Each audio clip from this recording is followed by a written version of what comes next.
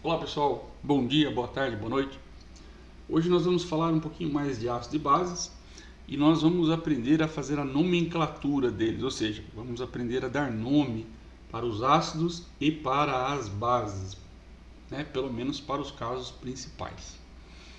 Primeira coisa importante, na nomenclatura dos ácidos, a gente gosta de observar a nomenclatura dos hidrácidos, ou seja, ácidos que não têm oxigênio, e depois dos oxiácidos, ácidos que possuem oxigênio. Então, os hidrácidos têm uma característica. A gente observa que são terminados em hídrico. Então, olha só, é muito fácil para dar um nome. Você vai pôr basicamente o termo ácido, mais o nome do elemento que está formando esse ácido e a terminação hídrico. Então, observe, quando nós temos aqui o flúor, ácido fluorídrico, cloro, ácido clorídrico, bromo, bromídrico, iodo, iodídrico. Olha só, o grupo CN aqui, cianídrico. E o enxofre, cuidado, vai vir do latim sulfur, sulfídrico. Então observe, todos esses ácidos são hidrácidos, não têm oxigênio. E todos eles acabam em hídrico. Muito bem. Existem algumas situações, em que a gente gosta de observar o composto e seguir aqui uma recomendação da IUPAC. Todos esses serão chamados de ácido se estiverem em água. Se estiverem isolados, às vezes no estado gasoso, nesse caso aqui eles estarão no estado gasoso da temperatura ambiente, o termo usado seria fluoreto de hidrogênio, cloreto de hidrogênio, brometo de hidrogênio e assim por diante. Mas como a nossa ideia aqui é estudá-los como ácido, essa é a nomenclatura que nós vamos adotar. Muito bem. Oxiácidos, Oxiácido tem uma característica. Muitas vezes o mesmo elemento pode formar vários oxiácidos. Olha aqui o caso do cloro. Ele pode formar o ácido perclórico, ele pode formar o ácido clórico, cloroso e hipocloroso. Observe que a diferença entre eles está na quantidade de oxigênios, de átomos de oxigênio. Então, olha só que interessante. Nós temos aqui, por exemplo, na família 7A da tabela periódica, família 17, o cloro, o bromo e o iodo, podendo formar HClO3, ácido clórico, ácido brômico e ácido iódico. Lá na família do oxigênio, família 16, nós vamos encontrar o enxofre e o selênio. O H2SO4, ácido sulfúrico. O H2SeO4, ácido selênico. Na família do nitrogênio, família 15, grupo 15 da tabela, temos lá HNO3, ácido nítrico. Nós temos o fósforo, ácido fosfórico. Família 14, nós temos elementos como carbono e silício, que formam ácido carbônico e ácido silícico. Uma coisa interessante é que todos eles acabam em ico. Veja, todos eles acabam em ico. Se você souber alguns desses ácidos que acabam em ico, é muito interessante a gente derivar a partir do nome deles o nome de outros, observando apenas uma variação ali na quantidade de átomos de oxigênio normalmente. Então, por exemplo, eu tenho aqui um ácido que é formado pelo átomo de cloro e o oxigênio, um oxiácido, além do hidrogênio, obviamente. Então, esse ácido nós chamamos de ácido clórico. Ácido, o elemento é o cloro, terminação ico, ácido clórico. Agora, olha que legal. Se nós adicionarmos um oxigênio a essa molécula, nós vamos obter o ácido perclórico, que é o HClO4. Então, veja, esse ácido acaba em ico. A adição de um oxigênio extra faz com que ele receba aqui o prefixo per. Então nós passamos a ter o HClO4, que agora é o ácido perclórico. Se nós, a partir do ácido clórico, retirarmos um oxigênio, a terminação ico muda para oso. Então nós deixamos de ter o ácido clórico para ter o chamado ácido cloroso. E se a gente insistir e tirar mais um oxigênio, ou seja, retirarmos 2 oxigênios desse ácido aqui de referência, que é o HClO3, vamos obter o HClO. E aí ele ganha o prefixo hipo, é o nosso ácido hipocloroso. Muito bem. Veja, é legal que eu posso estender essa regrinha, posso estender isso para outros casos. O ácido brômico, que é muito semelhante ao ácido clórico, eu meramente troquei um cloro por um bromo e deixou de ser clórico para ser brômico, também vai funcionar do mesmo jeito. Então, se eu der um oxigênio a mais, o brômico se torna perbrômico. Se dele eu extrair um oxigênio, o ICO passa para oso. Então, de HBr3 para HBrO2, de ácido brômico, terei ácido bromoso.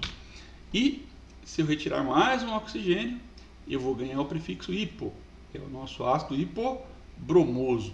Muito interessante, então, que eu posso derivar o nome desses 3 ácidos, lembrando só desse. Muito bem. Existem algumas outras possibilidades. Aparecem às vezes alguns prefixos, né? Como o prefixo orto, meta e piro. O prefixo orto muitas vezes não é usado. Então, por exemplo, eu posso falar meramente ácido fosfórico ou ortofosfórico. Então, para mim, um ácido fosfórico ou ortofosfórico é a mesma coisa. Se do ácido fosfórico eu retiro uma água, então olha só, 3 hidrogênios, tiro 2 da água, né? Sobra 1. 4 oxigênios, tira 1, sobra 3. Essa retirada de uma água ganha o prefixo meta. Então, de ácido fosfórico, eu terei o metafosfórico.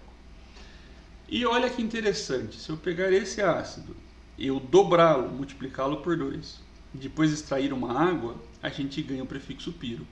Então, se eu dobrar essa aqui, eu teria H6, P2, O8. Se eu tirar água, H4, P2 e O7. Então, dobrei a molécula e tirei uma água. Resultado, eu vou ter o ácido pirofosfórico. Então, o orto vai aparecer para a gente, mas quando eu falo fosfórico e ortofosfórico é a mesma coisa. O prefixo meta se refere à perda de uma água.